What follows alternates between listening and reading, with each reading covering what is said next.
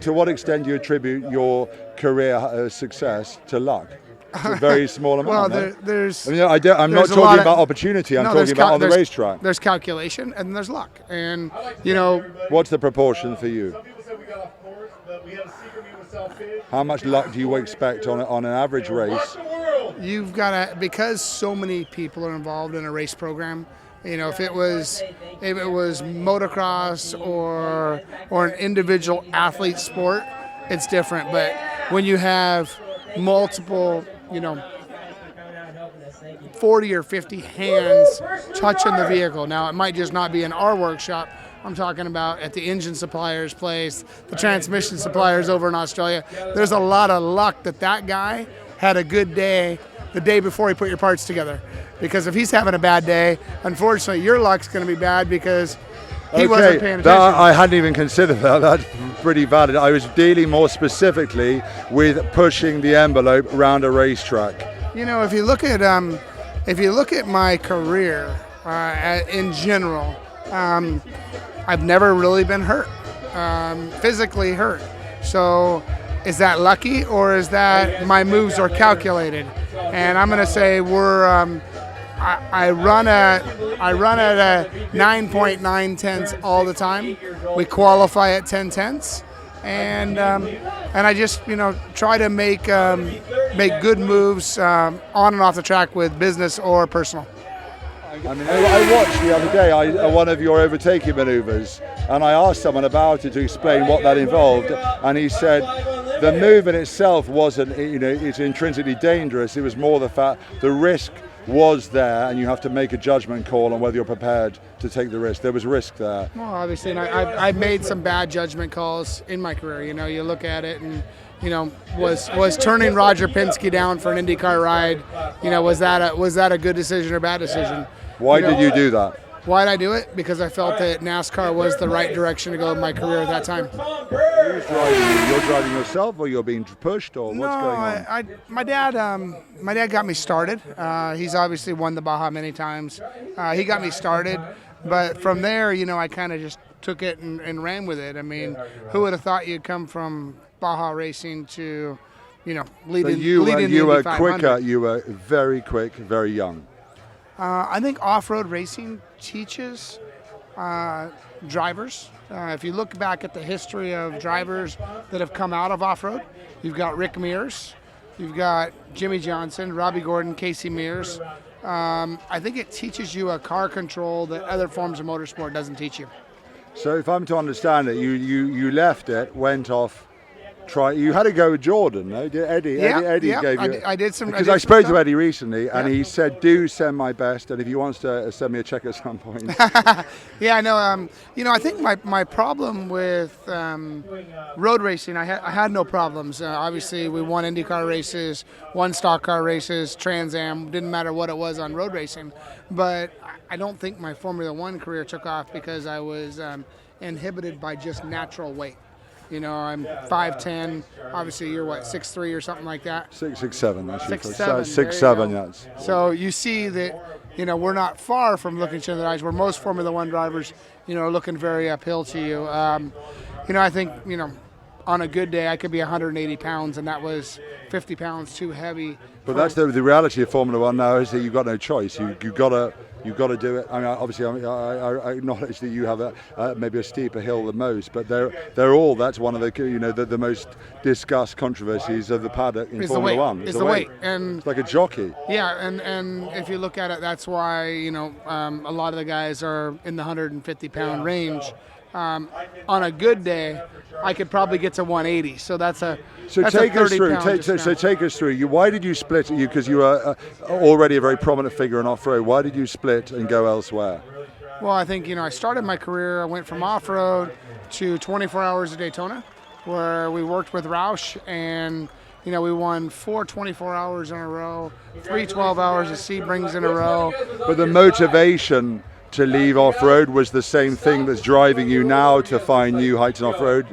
Yes? Well, with off-road, what we're doing now in off-road is we're bringing off-road to the masses.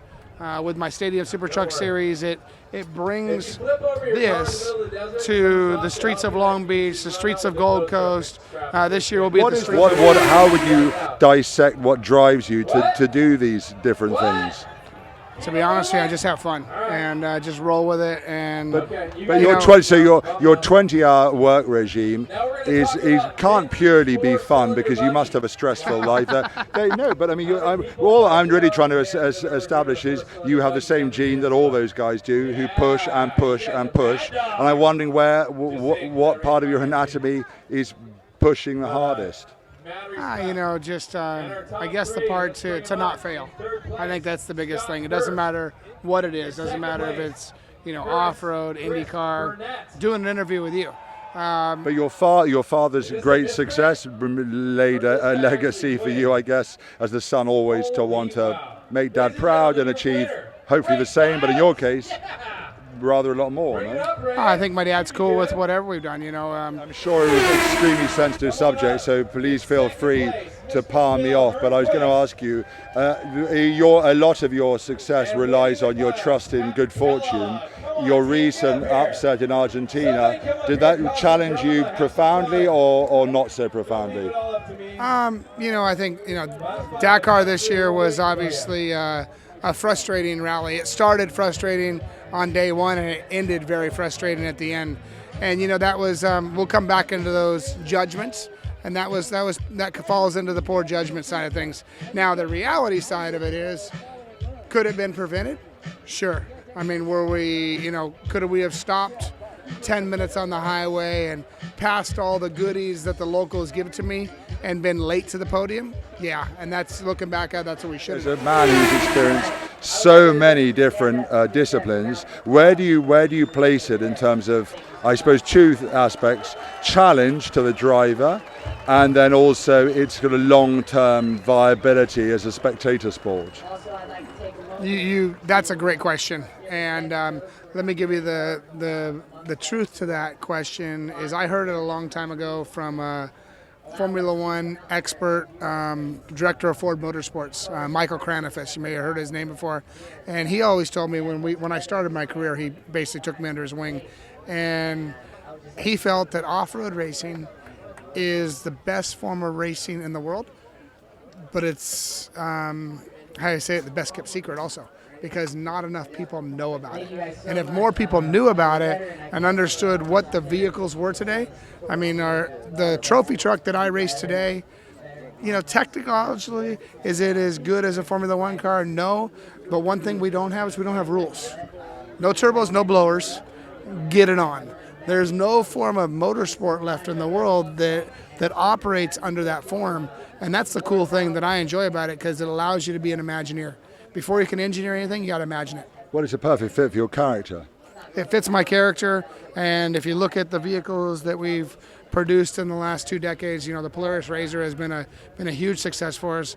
Obviously now the new Arctic is going to be another success. And off-road, I love dreaming up vehicles and going on to the workshop, building them, and then coming out and proving that that they're viable. Had you been more able, well, let's forget the weight, let's just talk about the height, to fit into Formula One car and be competitive, how do you think that would have worked out for you as a personality?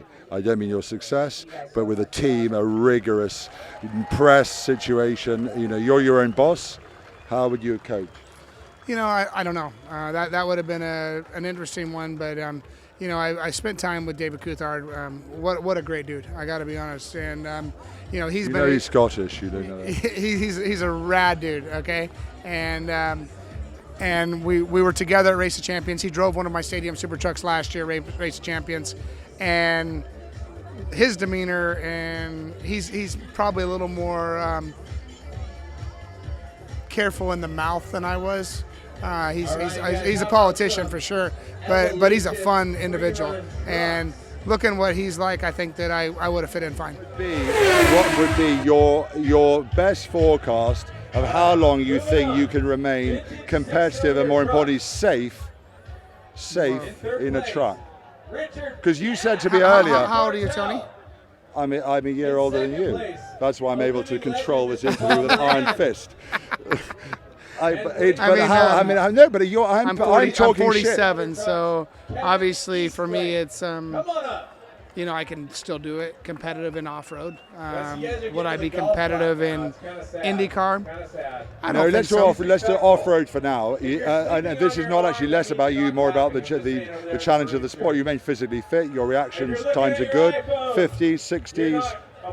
I would say mid-50s, and then from that point we'll operate the behind-the-scenes operations of off-road. You obviously received a legacy from your father. You're passing a more substantial one on to your son that has emotional implications and financial implications, and obviously the success, which can be a blessing, but it can be a curse as well. How do you actively manage that, or you don't need to because he's a young lad? No, he's I let him do what he wants to, and we just let the ball roll. And if it rolls into a racing career, so be it. You know, who knows? Maybe he'll want to play football instead. Thank you so much. Really nice. I could talk to you all night, Mel. I'm aware of your time. I don't want to waste your time. And you are, of course, the very first Spanish Toadies Paddock Chat. Cool. Thanks. Thank you.